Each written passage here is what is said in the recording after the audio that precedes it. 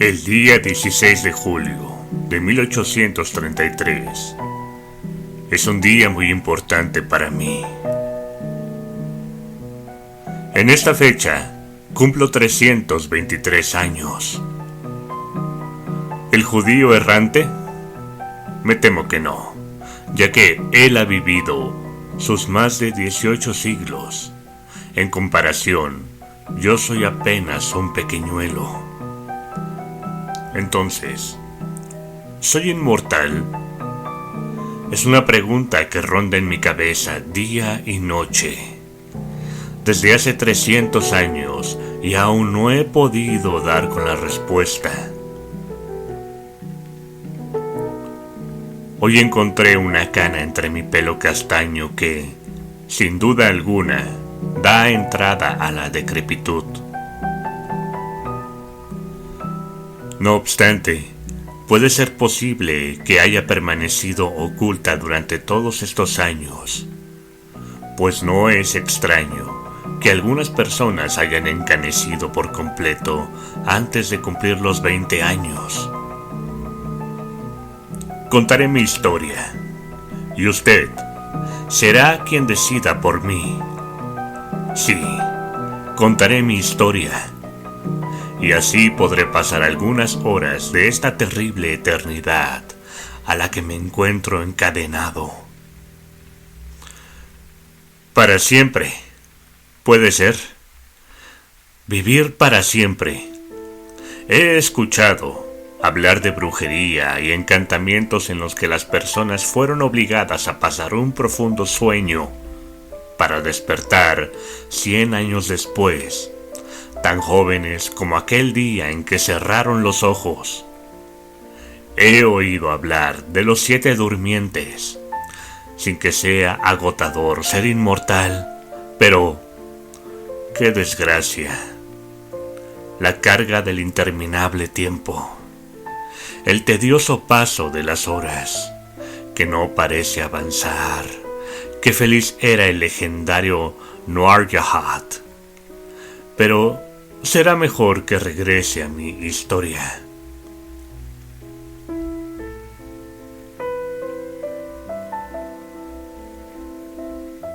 Todo el mundo ha oído hablar de Cornelius Agrippa. Su recuerdo es tan inmortal como sus trucos me hicieron a mí.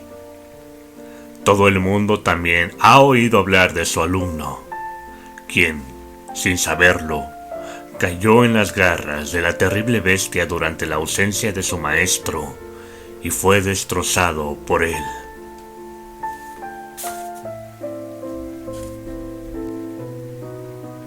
El informe, cierto o falso, de este accidente fue escuchado con grandes inconvenientes para el renombrado filósofo. Todos sus alumnos le abandonaron en el acto. Sus sirvientes desaparecieron. No tenía a nadie cerca para que alimentara con carbón sus fuegos, que siempre debían estar vivos mientras dormía, o cuidara de los colores cambiantes de sus medicinas mientras estudiaba. Experimento tras experimento fracasó, ya que un par de manos no bastaba para acabarlos. Los espíritus oscuros se rieron de él por no ser capaz de retener a un solo mortal a su servicio. Entonces, yo era muy joven y terriblemente pobre. Además, estaba muy enamorado. Había sido durante casi un año el pupilo de Cornelius, aunque me encontraba ausente cuando sucedió el terrible accidente. Al regresar, mis amigos me imploraron que no me quedara en la morada del alquimista. Temblé mientras escuchaba la historia que me narraron. No me hizo falta una segunda advertencia, y cuando Cornelius llegó y me ofreció una bolsa de oro si permanecía bajo su techo, sentí como si el mismo Satanás me estuviera tentando. Me castañearon los dientes, el pelo se me puso de punta y corrí a la velocidad que me lo permitieron las débiles rodillas.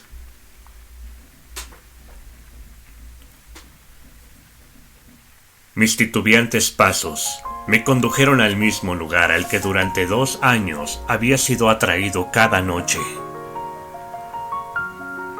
Una fuente de puras aguas blancas y burbujeantes, junto a la cual había una muchacha de cabellos oscuros, cuyos ojos brillantes estaban clavados en el sendero que yo solía recorrer todas las noches.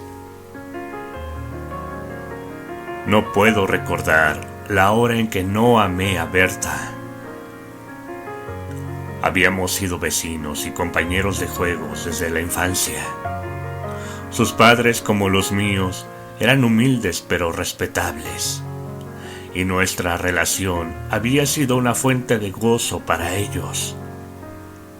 En una hora nefasta, una fiebre maligna se llevó a su padre y a su madre, dejando a Berta huérfana. Habría encontrado un hogar bajo mi techo paterno, pero lamentablemente, la vieja dama del castillo próximo, rica, sin hijos y solitaria, declaró su intención de adoptarla. A partir de ese instante, Berta vistió con sedas, habitó en su lugar de mármoles y se le consideró favorecida por la fortuna. Sin embargo, en su nueva familia, Berta siguió siendo leal al amigo de días más humildes. A menudo visitaba la cabaña de mi padre, y cuando se le prohibió venir, se desviaba hacia el bosque cercano y se encontraba conmigo junto a su umbría fuente. A menudo declaró que no le debía una lealtad a su nueva protectora, igual de sagrada a la que nos unía a nosotros. No obstante, yo seguía siendo demasiado pobre para casarme, y ella se cansó de verse atormentada por mi culpa.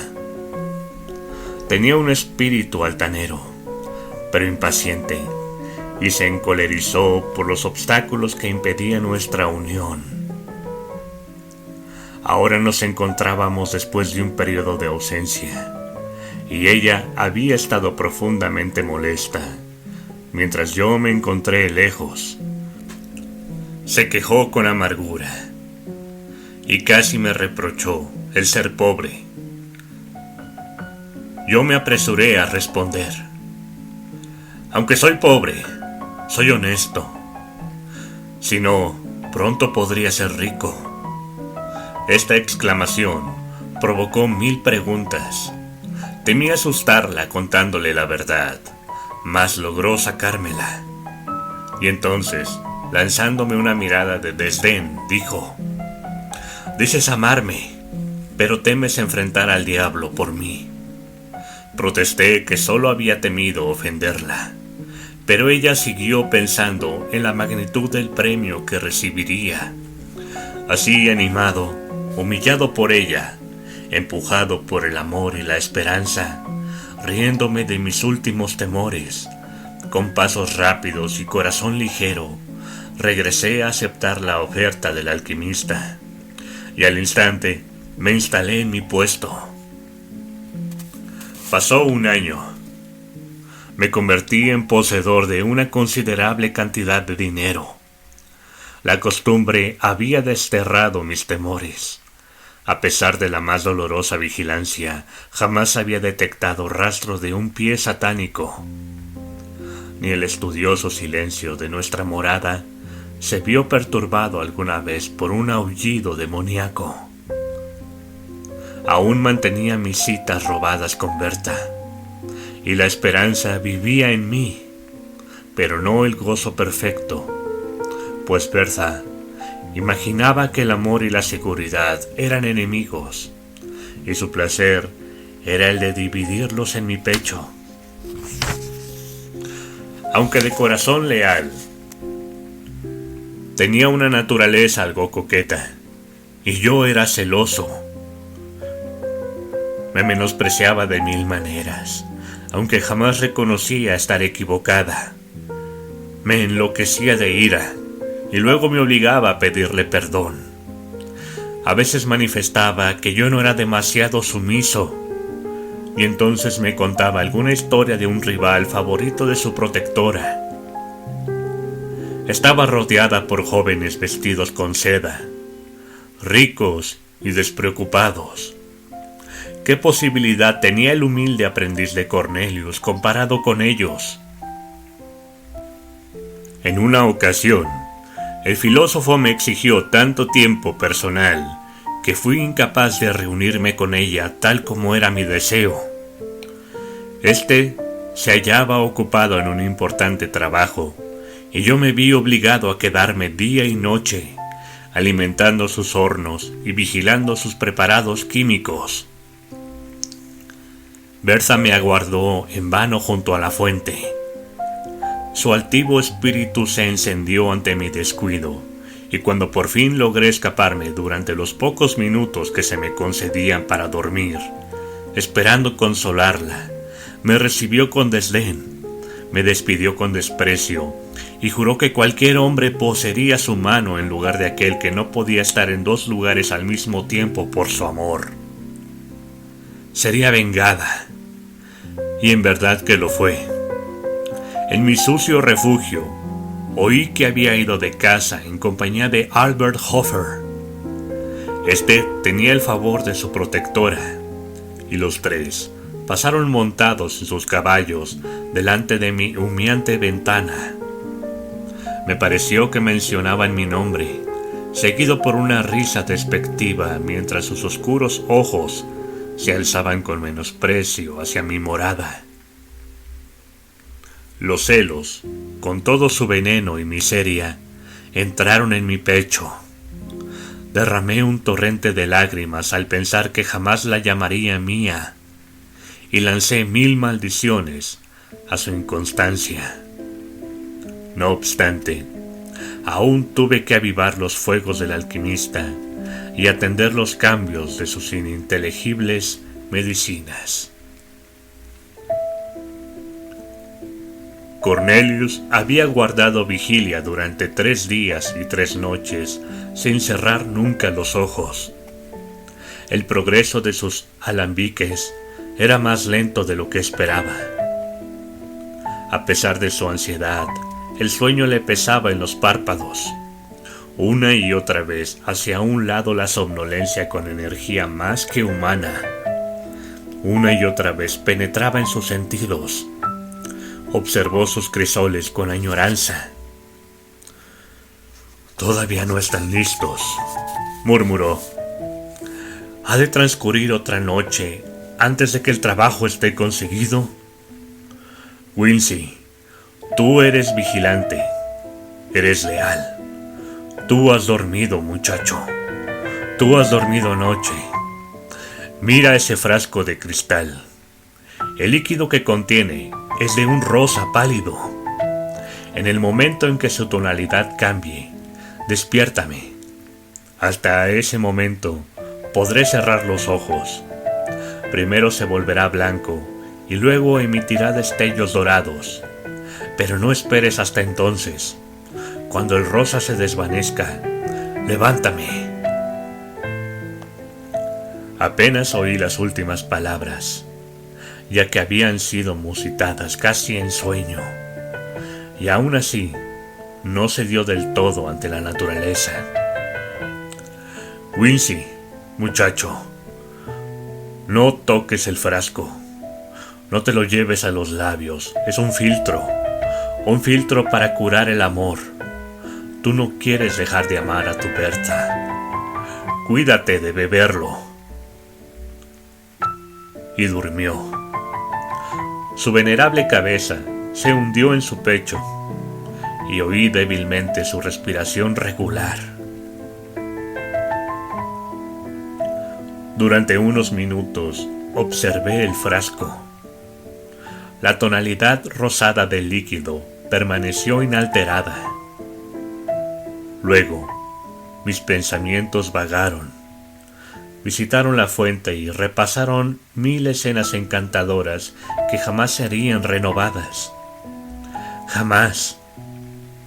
Víboras y culebras se cobijaban en mi corazón mientras la palabra jamás se formaba a medias en mis labios. Mujer falsa, falsa y cruel. Nunca más me sonreiría como le sonrió aquella noche a Albert. Mujer despreciable, detestable. No me quedaría sin ser vengado. Vería morir a Albert a sus pies. Ella moriría también bajo mi venganza. Había sonreído con desdén y triunfo. Sabía de mi desgracia y de su poder. Sin embargo, ¿qué poder poseía? El de estimular mi odio, mi absoluto desprecio, todo menos mi indiferencia.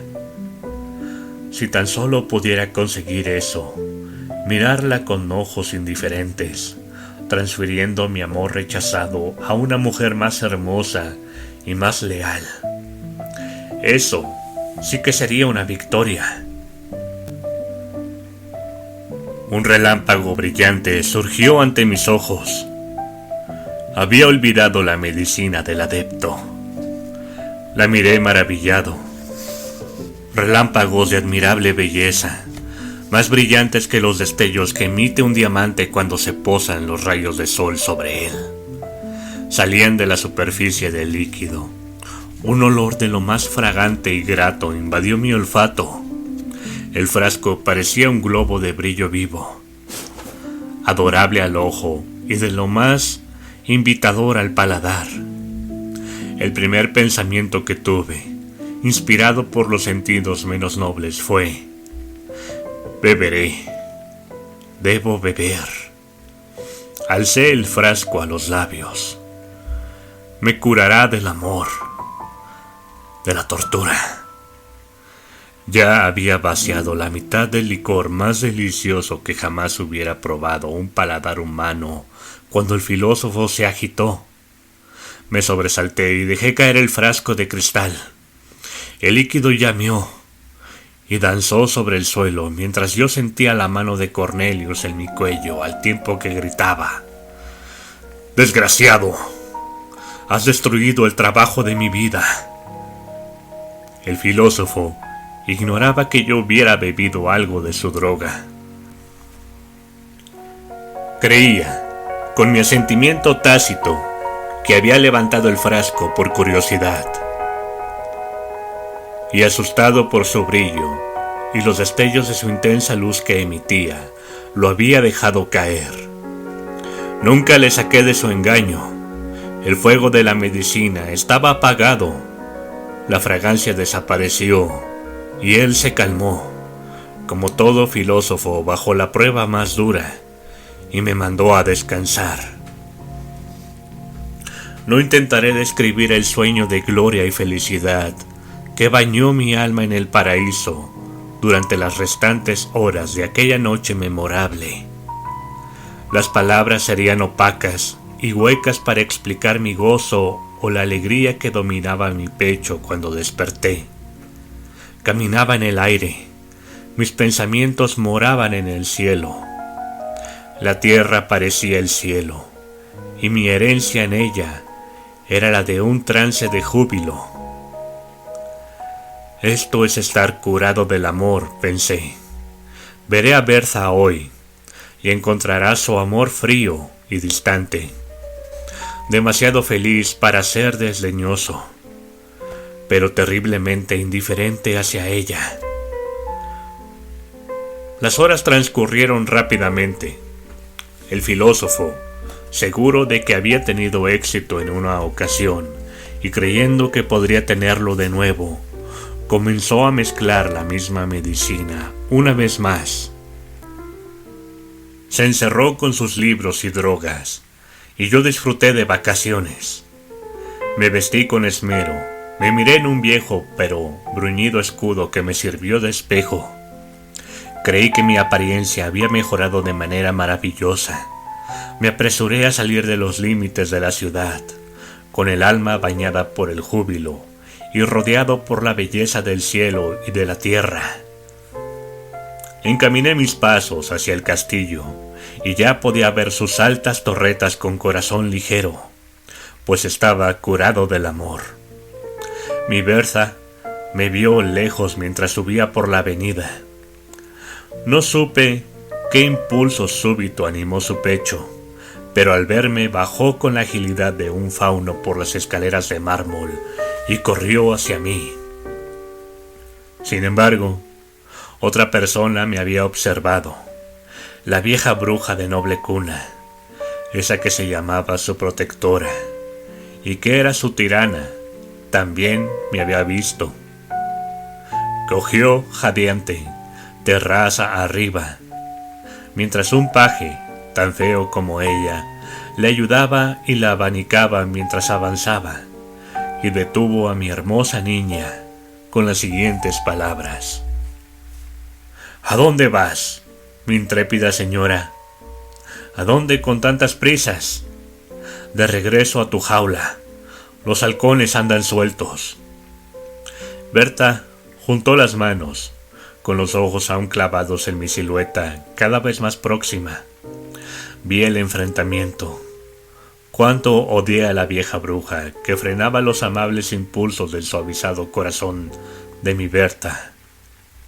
Hasta ahora, el respeto por su posición social me había hecho evitar el castillo de la anciana dama. En esta ocasión, desdeñé tales consideraciones triviales. Estaba curado del amor y elevado por encima de todos los temores humanos. Aceleré el paso y pronto llegué a la terraza. Qué hermosa se veía mi Bertha. Sus ojos lanzaban llamas, las mejillas le brillaban con impaciencia y furia. Estaba 1000 veces más encantadora y grácil que nunca. Yo ya no la amaba. Oh no, la adoraba, la idolatraba. Aquella mañana había sido hostigada con algo más que la vehemencia habitual para que consintiera en un matrimonio inmediato con mi rival. Se le reprochó el aliento que le había mostrado y se la amenazó con echarla en desgracia y humillación. Ante esa amenaza, su orgulloso espíritu se sublevó, pero cuando recordó el desdén con que me había tratado y como quizá de esa manera había perdido a la única persona que ahora consideraba su único amigo, lloró con remordimiento y con furia. En ese momento aparecí yo. «Oh, Wincy», exclamó, «llévame a la cabaña de tu madre. Rápido, deja que abandone los lujos odiados y la perfidia de esta noble morada. Llévame a la pobreza y la felicidad». La abracé con arrebato. La vieja dama estaba muda de ira y comenzó a soltar imprecaciones cuando nos encontramos ya de camino hacia mi casa natal. Mi madre recibió a la hermosa fugitiva, que había escapado de una jaula de oro en busca de la naturaleza y la libertad, con ternura y júbilo. Mi padre, que la amaba, le dio una calurosa bienvenida. Fue un día de gozo que no necesito la adición de la poción celestial del alquimista para sumirme en el deleite. Poco después de aquel memorable día, me convertí en el marido de Bertha. Dejé de ser el alumno de Cornelius, pero seguí siendo su amigo. Siempre sentí gratitud hacia él por haberme conseguido, aunque involuntariamente, esa espléndida pócima de un elixir divino que, en vez de curarme del amor, me había inspirado valor y decisión, haciéndome ganar un inestimable tesoro en la persona de mi Bertha. A menudo recordaba maravillado ese periodo embriagador casi de trance. La bebida de Cornelius no había cumplido la misión para la que él afirmaba que había sido preparada, pero sus defectos eran más potentes y felices de lo que pueden expresar las palabras. Poco a poco habían pasado, aunque aún permanecían y coloreaban la vida con tonalidades de esplendor. A menudo Berta se preguntaba por mi ligereza de corazón y mi inusual júbilo, ya que antes yo había sido más bien de disposición seria, incluso triste. Me amaba más por mi temperamento vivaz, y nuestros días estuvieron en alas de alegría. 5 años después, fui llamado repentinamente al lecho del moribundo Cornelius. Me había mandado a buscar, solicitando mi presencia inmediata. Le encontré tumbado en su camastro, debilitado hasta la muerte. La vida que aún le quedaba animaba sus penetrantes ojos, que estaban clavados en un frasco de cristal, lleno con un líquido rosado. «Mira», dijo con voz ronca y remota, «la vanidad de los deseos humanos». Por segunda vez mis esperanzas estaban a punto de verse coronadas, y por segunda vez fueron destruidas. «Mira ese licor. ¿Recuerdas que hace 5 años también lo preparé con el mismo éxito? Entonces, como ahora, mis sedientos labios esperaban probar el elixir de la inmortalidad. Tú me lo quitaste, y ahora ya es demasiado tarde». Habló con dificultad y volvió a caer sobre la almohada. No pude evitar preguntar: «¿Cómo, reverendo maestro, puede una cura para el amor restaurar la vida?» Una débil sonrisa le iluminó la cara mientras escuchaba con atención su respuesta apenas inteligible. «Una cura para el amor y para todas las cosas. El elixir de la inmortalidad. Si pudiera beber, viviría para siempre». Mientras hablaba, el líquido lanzó un destello dorado. Una fragancia que recordaba perfectamente inundó la atmósfera. Cornelius se incorporó, débil como estaba. Alargó la mano. Una explosión sonora me sobresaltó. Una lengua de fuego salió disparada del elixir y el frasco de cristal que lo contenía quedó reducido a átomos. Giré los ojos hacia el filósofo. Había vuelto a echarse. Tenía los ojos vidriosos, las facciones rígidas. Estaba muerto. Pero yo vivía, y viviría para siempre. Eso dijo el desafortunado alquimista, y durante unos días creí sus palabras. Recordé la gloriosa ebriedad que había seguido la pócima que tomé. Reflexioné en el cambio que había sentido en mi cuerpo, en mi alma. La extraordinaria elasticidad del primero, la vigorosa ligereza de la segunda. Me observé en un espejo y no pude percibir ningún cambio en mis facciones en el periodo de 5 años que había transcurrido. Recordé los colores radiantes y el grato aroma de aquella pócima deliciosa. Era valioso el don que concedía. Entonces, yo era inmortal. Unos pocos días después, me reí de mi credulidad. El viejo proverbio de que uno no es profeta en su propia tierra era cierto con respecto a mí y a mi difunto maestro. Lo amé como hombre y lo respeté como sabio, pero despreciaba la noción de que podía dominar los poderes de la oscuridad, y me reí de los temores supersticiosos con que los contemplaba el vulgo. Era un filósofo sabio, pero no tenía relación alguna con ningún espíritu, salvo los de la carne y hueso. Su ciencia era, sencillamente, humana, y la ciencia humana, pronto me convencí a mí mismo, jamás sería capaz de conquistar las leyes de la naturaleza, hasta llegar a presionar el alma para siempre en su morada carnal. Cornelius había preparado un brebaje que tonificaba el alma, más dulce y más aromático que cualquier fruta. Probablemente poseía fuertes poderes medicinales que impartían júbilo al corazón y vigor a las extremidades, pero sus efectos pasarían. Ya estaban disminuyendo en mi cuerpo. Yo era afortunado por haber bebido salud y gozo y quizá larga vida de manos de mi maestro, pero mi suerte terminaba ahí.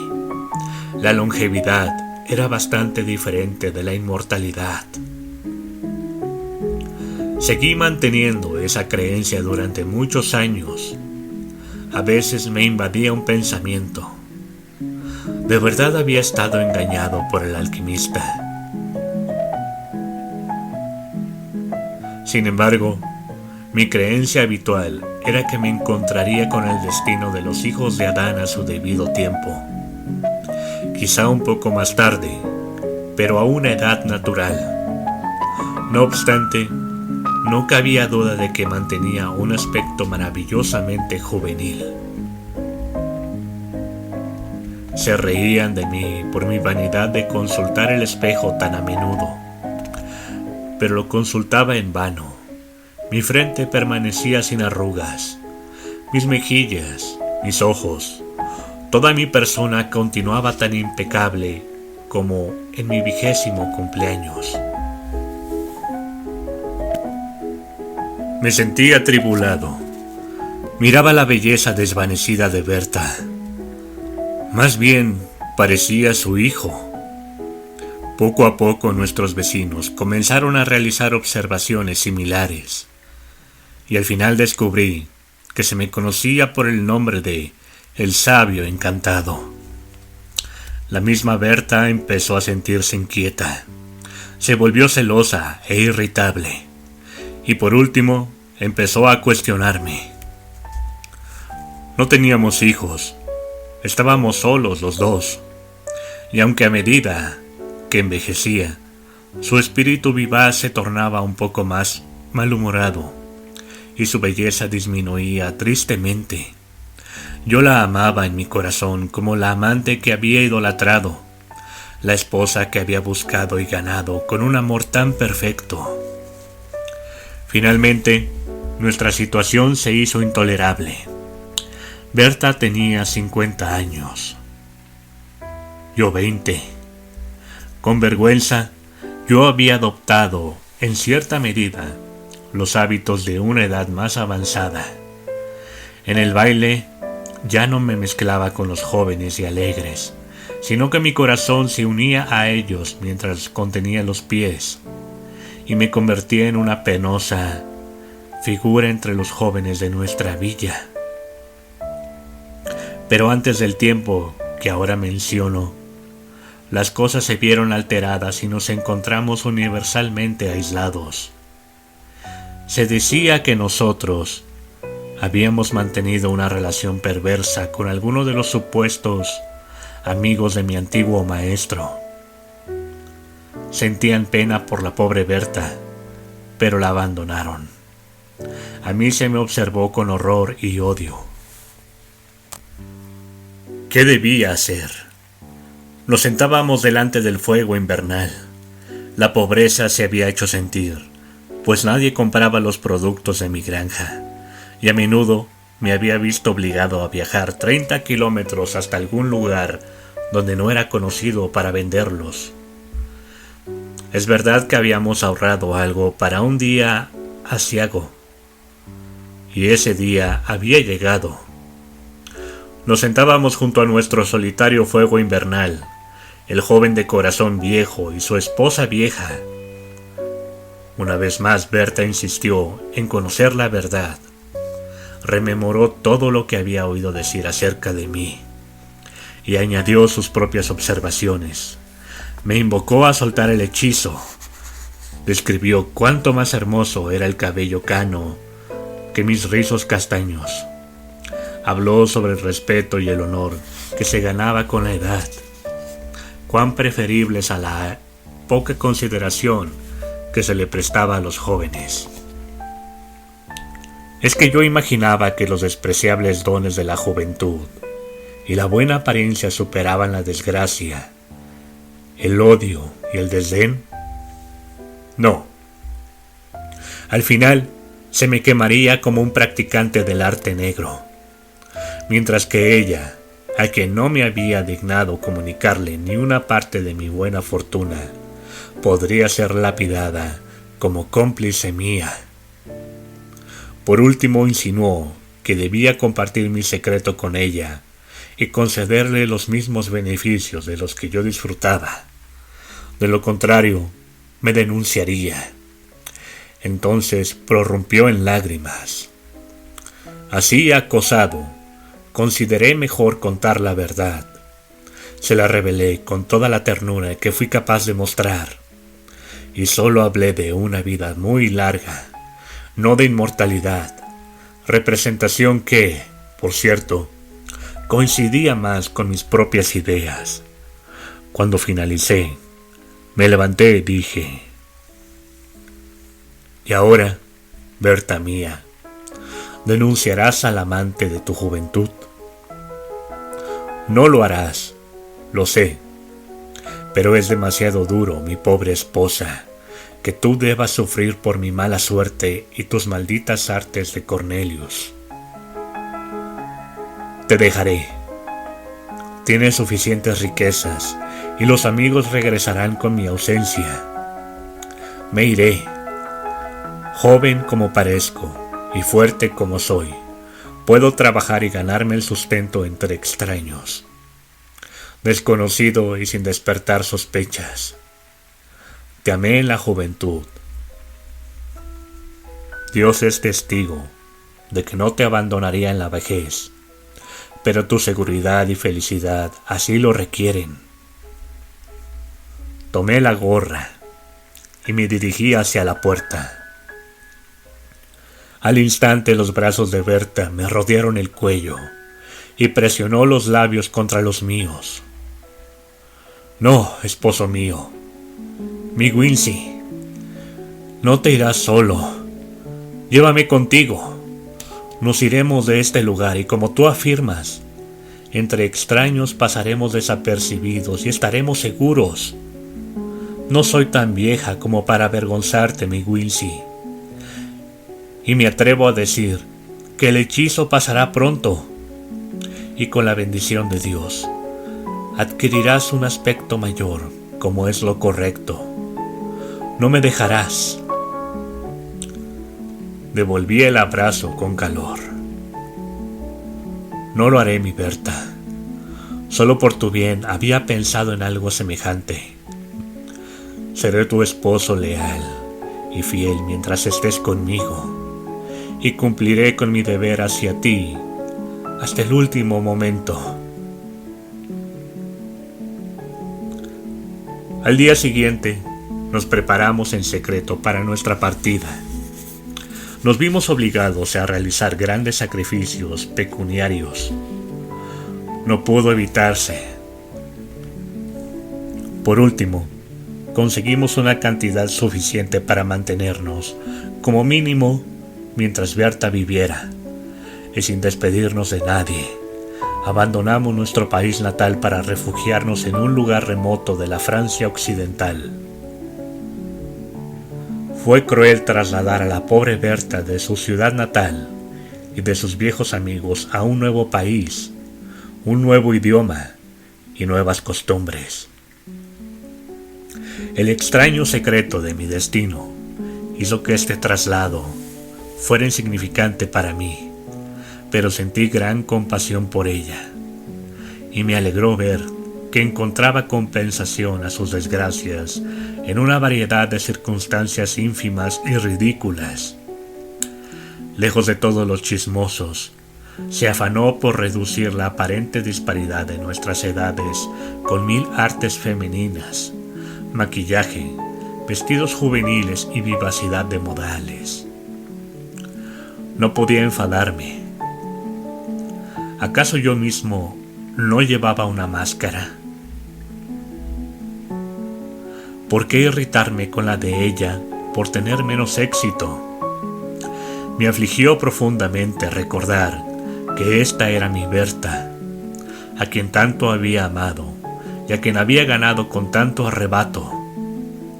La joven de ojos y cabellos oscuros, con sonrisas de encantadora astucia y paso de fauno. Esta anciana remilgada, bobalicona y celosa, debía haber reverenciado sus rizos grises y mejillas marchitas. Pero esto era mi obra. Lo sabía, pero no por ello deploraba menos esa clase de debilidad humana. Sus celos jamás descansaban. Su principal ocupación era descubrir que a pesar de la apariencia exterior, yo mismo envejecía. Sinceramente, creo que la pobre alma me amaba de verdad en su corazón, pero jamás una mujer tuvo una manera más atormentadora de expresar afecto. Veía arrugas en mi cara y decrepitud en mi andar, mientras que yo marchaba con vigor juvenil, siendo el más joven de entre los jóvenes. Nunca me atreví a dirigirme a otra mujer. En una ocasión, imaginando que la bella del poblado me contemplaba con ojos de aceptación, me compró una peluca gris. Su discurso constante entre sus conocidos era que aunque yo parecía tan joven, mi cuerpo estaba enfermo, y afirmaba que el peor síntoma era mi aparente salud. Mi juventud era una enfermedad, decía, y que debía estar preparado constantemente, si no para una muerte súbita y terrible, al menos sí para despertar una mañana con el pelo cano y encorvado con todas las marcas de los años avanzados. Sus advertencias se mezclaban con mis interminables especulaciones respecto a mi extraño estado, y adquirí un vivo interés, aunque doloroso, en escuchar todo lo que su rápida inteligencia y excitada imaginación podían decir sobre el tema. ¿Por qué seguir con estas nimias circunstancias? Vivimos durante muchos y largos años. Berta tuvo que permanecer en cama por una parálisis. La cuidé como una madre lo haría con su hija. Se tornó irritable y aún seguía obsesionada con el tiempo que yo la sobreviviría. Siempre ha sido una fuente de consuelo para mí el hecho de que realicé mi deber con escrupulosidad hacia ella. Había sido mía en la juventud y era mía en la vejez, y por fin, cuando la cubrí con la mortaja, lloré al sentir que habría perdido todo lo que de verdad me unía a la humanidad. Desde entonces, cuántas han sido mis preocupaciones y aflicciones, y cuán pocos y vagos mis gozos. Me detengo aquí, en mi historia. No continuaré más. Un marinero sin timón o compás arrojado a un mar tormentoso. Un viajero perdido en un páramo, sin hito o estrella para guiarle. Ese he sido yo, pero más perdido y desvalido que ellos. A ellos podría salvarlos un barco que se acerca o una cabaña lejana, pero yo no tengo ningún faro, excepto la esperanza de la muerte. La muerte, misteriosa amiga de cara lúgubre de la débil humanidad. ¿Por qué a mí? De entre todos los mortales has apartado de tu brazo protector. Oh, por la paz de la tumba, el silencio del féretro. Deja de trabajar en mi cerebro y que mi corazón no lata más con emociones afectadas solo por diversas formas de tristeza. ¿Soy inmortal? Vuelvo a mi primera pregunta. ¿Soy inmortal? Vuelvo a mi primera pregunta. En primer lugar, ¿no es más probable que la pócima del alquimista tuviera más bien longevidad que vida eterna? Tal es mi esperanza. Y ha de recordarse que solo bebí la mitad de la poción. ¿No era necesaria la totalidad para completar mi encantamiento? Haber bebido la mitad del elixir de la inmortalidad solo es ser medio inmortal. Así, mi siempre se ve truncado y anulado. Pero una vez más, ¿quién es capaz de enumerar los años de media eternidad? A menudo trato de imaginar por qué regla puede dividirse el infinito. A veces tengo la fantasía de que los años caen sobre mí. He encontrado una cana. Necio. ¿Me lamento? Sí. A menudo el temor de la edad y la muerte reptan fríamente en mi corazón, y cuanto más vivo, más temo a la muerte. Aunque aborrezca la vida, ese enigma es el hombre nacido para perecer, cuando lucha como yo contra las establecidas leyes de su naturaleza.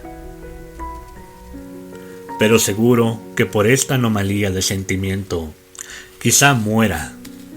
La medicina del alquimista no será resistente al fuego, a la espada o a las asfixiantes aguas. He mirado las azules profundidades de muchos lagos plácidos y el tumultuoso torrente de muchos ríos poderosos, y he dicho, la paz mora en esas aguas. Sin embargo, me he alejado de allí para vivir un día más.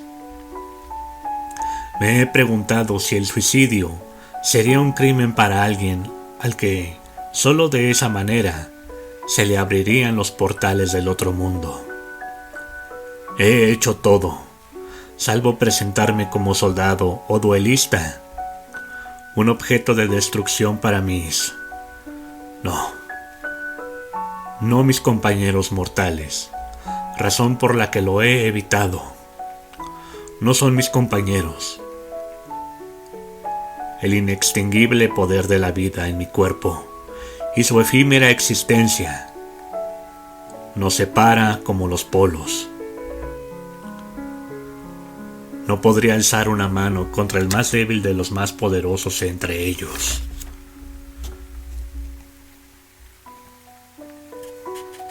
De este modo, he vivido durante muchos años, solo y cansado de mí mismo, deseoso de la muerte, pero sin morir jamás. Un mortal inmortal.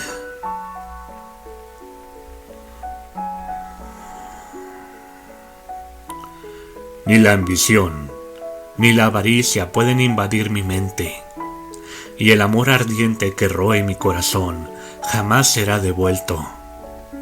Jamás encontrará un igual en quien abrazarse. Vive solo para atormentarme.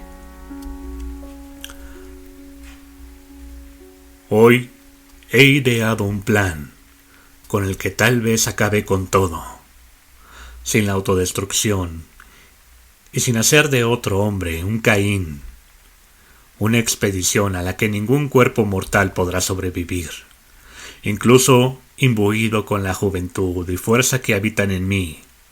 Así atacaré mi inmortalidad y descansaré para siempre, o retornaré para ser la maravilla y benefactor de la especie humana. Antes de partir, una miserable vanidad me ha hecho escribir estas páginas. No moriré sin dejar un nombre atrás. 3 siglos han pasado desde que bebiera la fatal poción. No transcurrirá otro año antes de que, encontrando gigantescos peligros, luchando con los poderes de su helada en su propio terreno, asolado por el hambre y la tempestad, entregue este cuerpo, una jaula demasiado tenaz para uno que anhela la libertad, a los elementos destructivos del aire y el agua. Oh, si sobrevivo, mi nombre será grabado como uno de los más famosos entre los hijos de los hombres. Y, una vez conseguido mi objetivo, adoptaré unos medios más decisivos, y esparciendo y aniquilando los átomos que me componen mi cuerpo, liberaré la vida aprisionada en su interior, tan cruelmente frenada para partir de esta sombría tierra a una esfera más afín con su esencia inmortal.